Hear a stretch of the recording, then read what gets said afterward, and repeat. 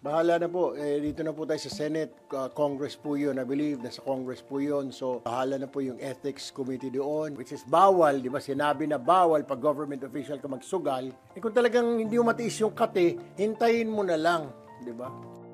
May panibagong balita na gumugulat sa marami ngayon. Isang kilalang pangalan ang biglang nadawit sa kasong may kinalaman sa mga sabongerong nawawala. At hindi lang ito basta kung sino kundi si Erwin Tulfo mismo. Tama ang narinig ninyo. Si Erwin Tulfo, isang kilalang mamamahayag at dating opisyal ng gobyerno, ay isa raw sa mga isinama sa kaso ng pagkawala ng mga sabonghero. Pero paano nangyari ito? At ano ang koneksyon niya sa isang grupong tinatawag na Alpha Group? Yan ang aalamin natin sa video na ito. Pero bago po ang lahat, baka pwedeng palike ang video na ito dahil napakalaking bagay na ito sa aming content creators. Maraming salamat po. Matagal nang usap-usapan ang mga misteryosong pagkawala ng mga sabonghero. Nagsimula ito ilang taon na ang nakalipas at hanggang ngayon hindi pa rin malinaw kung ano talaga ang nangyari sa kanila. Kaya nitong mga nakaraang araw, maraming nabigla nang lumabas ang balitang may isinampang kaso sa Department of Justice. Ang mga reklamo, murder at serious illegal detention. Isa sa mga inireklamo ay si Charlie Atong Ang na matagal nang konektado sa sabong at e-sabong. Pero bukod kay Atong Ang, may ibang pangalan ding nabanggit sa reklamo. Ang tinutukoy na others sa dokumento ay kinabibilangan daw ng mga kasapi ng isang grupong tinatawag na Alpha Group. At dito na lumabas ang pangalan ni Erwin Tulfo. Ayon sa impormasyong lumabas sa social media at ilang ulat, si Erwin daw ay kabilang sa mga miyembro ng nasabing grupo. Kasama rin sa listahan sina Lieutenant Jonel Istomo, Mayor Bernie Tacoy mula sa Leyte at ilan pang opisyal. Ang tanong ng marami ngayon, kung totoo nga ito, ano ang kinalaman ni Erwin Tulfo sa pagkawala ng mga sabonghero?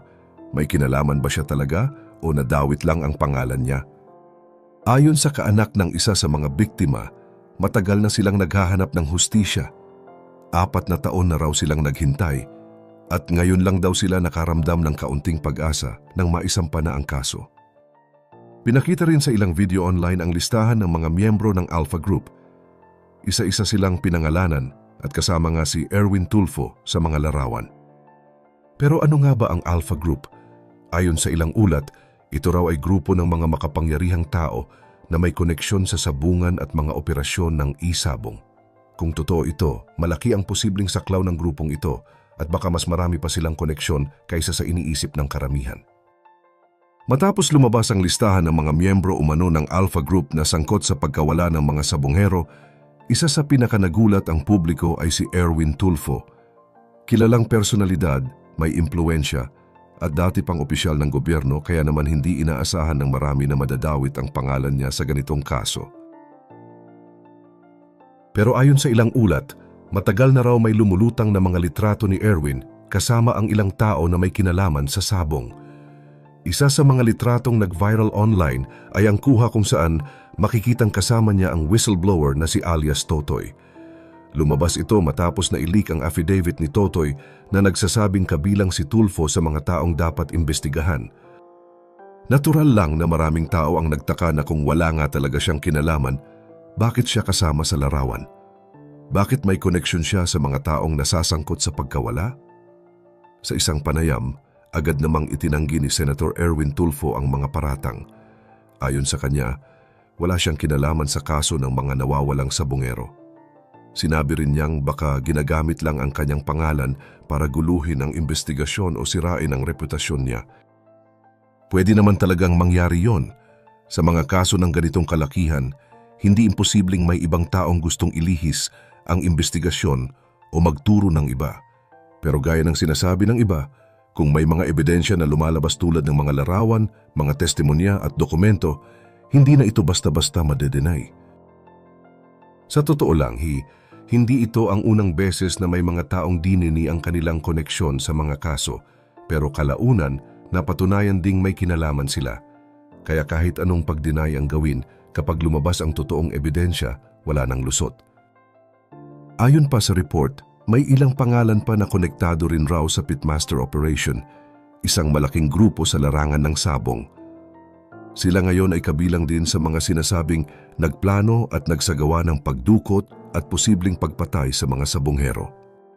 Ang pagsasampa ng formal na kaso sa DOJ laban sa kanila, kabilang si Atong Ang at iba pang personalidad, ay malaking hakbang para makamit ang hustisya ng mga pamilya ng biktima.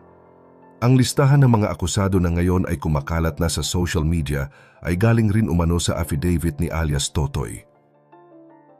Tanong ng marami ngayon, kung patuloy na lalabas ang mga ebidensya, hanggang saan aabot ang kasong ito?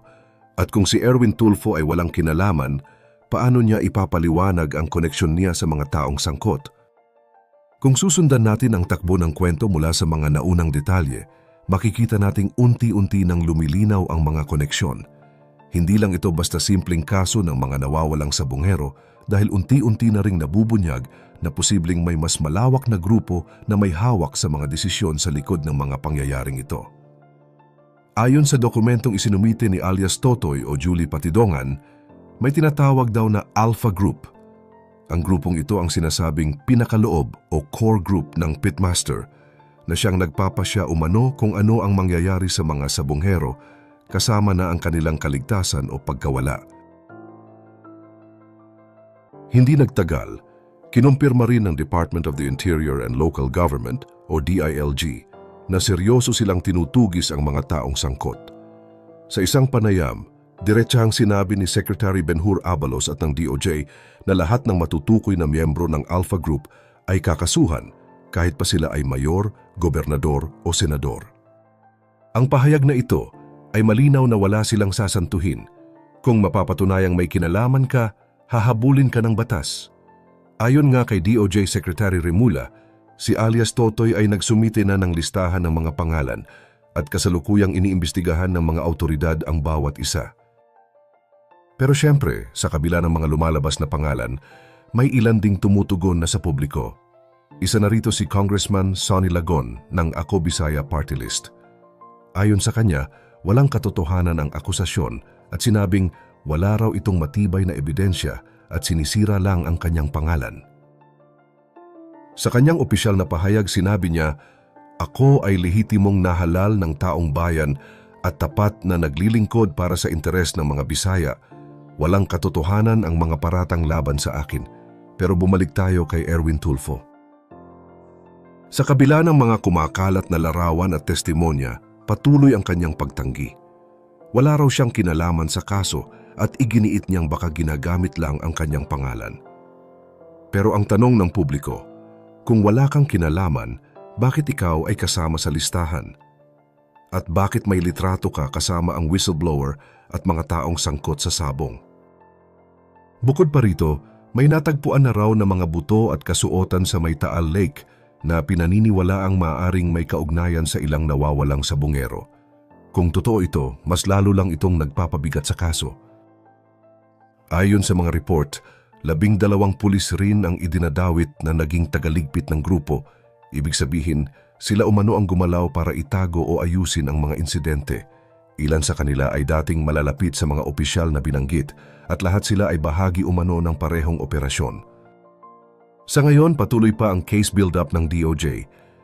Iniimbestigahan ang bawat pangalan sa listahan at pinapalalim ang ebidensya para maisampa ang tamang kaso sa mga sangkot.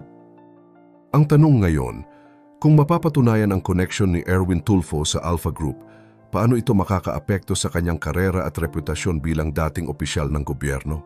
At higit sa lahat, kung totoo nga ang lahat ng ito, gaano kalawak ang impluwensya ng Alpha Group sa loob mismo ng pamahalaan? Sa mga pangyayaring ito, malinaw na hindi na ito simpleng usapin ng sabong. Isa na itong malalim at sensitibong issue na dapat tutukan ng buong sambayanan. Habang patuloy tayong humaharap sa mga issue sa bansa tulad ng politika, krimen at mga kontrobersya, mahalaga na manatili tayong mapanuri at responsable sa pagtanggap ng impormasyon. Sa bilis ng pagkalat ng balita ngayon, hindi lahat ng naririnig o nababasa ay totoo. Kaya bilang mamamayan, tungkulin natin na magtanong, mag-check ng mga detalye at unawain ang kabuang kwento bago tayo humusga o maglabas ng opinyon. Hindi madaling buuin ang tiwala ng publiko sa mga nasa posisyon, ngunit mas mahirap itong maibalik kapag nasira na ito. Ngayon, nais naming malaman ang iyong pananaw. Anong mga issue pa ba ang gusto mong mas pag-usapan o malinawan sa mga susunod naming videos? May gusto ka bang idagdag o itanong? Ilagay lang sa comment section ang iyong saloobin. Huwag kalimutang i-like ang video at mag-subscribe para sa iba pang balita at update. Maraming salamat sa panonood.